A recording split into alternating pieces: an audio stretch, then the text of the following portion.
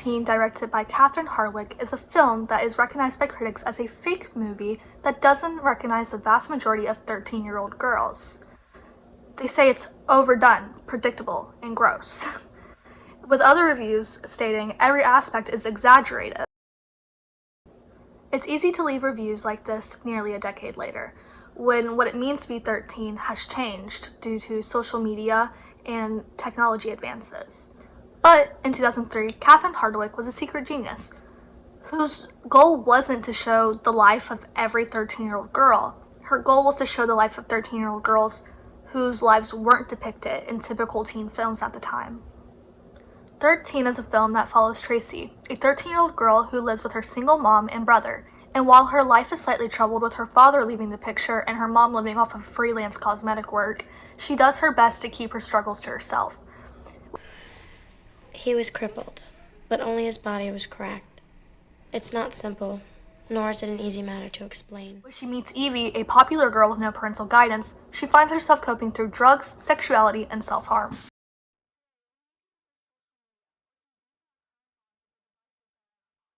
We don't have to leave our houses to buy a new video game, don't have to go to the theater to see the newest blockbuster, and if you want to see your friend, you just FaceTime them.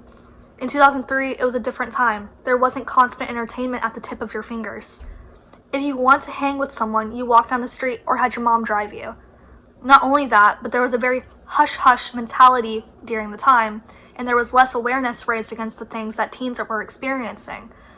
Specifically, less awareness towards those with mental health problems. Initially, a mixture of boredom and the things that were just brought up would lead to the things that Tracy and Evie did in the film. It's only until now that things such as therapy and medication are normalized. This generation, known as millennials, was the first to experience the new wave of information coming from the internet.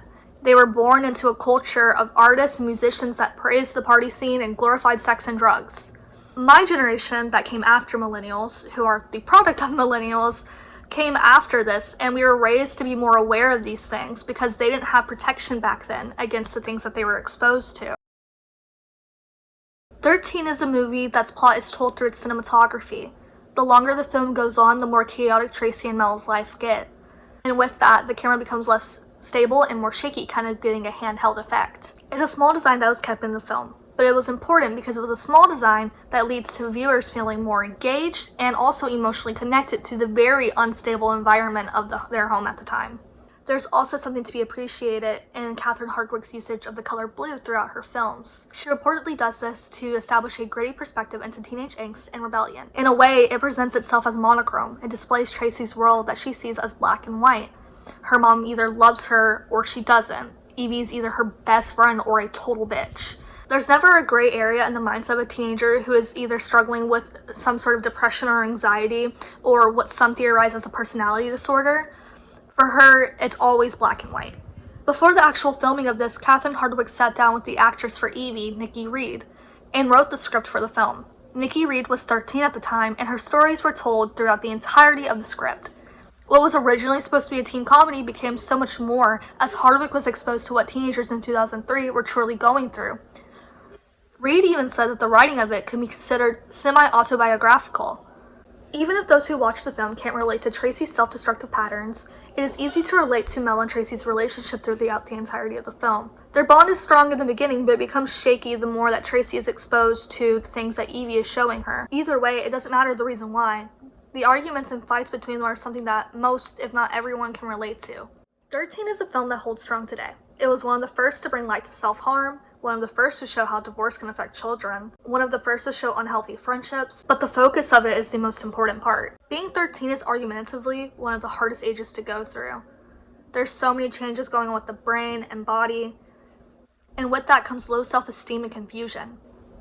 Not to mention that ignorance that comes with being a child slowly begins to fade away, and you become increasingly aware that no one, not even your mom, not even the most popular girl in school, is perfect. And if they're not perfect, then you certainly aren't. Tracy's character is so important to witness go through these changes, and while it's a bit extreme, that's okay. This film can be for every 13-year-old girl. But my theory is that Hardwicke's goal wasn't to be for every 13-year-old girl. It's for the girls whose parents only had one car, for the girls who had no parental supervision, for the girls whose emotions were too strong for other people around them, for the girls who were exposed to adult things way too early. It's for the girls who couldn't relate to High School Musical or She's All That. 13 is for the girls who needed to feel understood at that time. And closest the holy book of lies, she covers her eyes, denying to herself what she thought happened.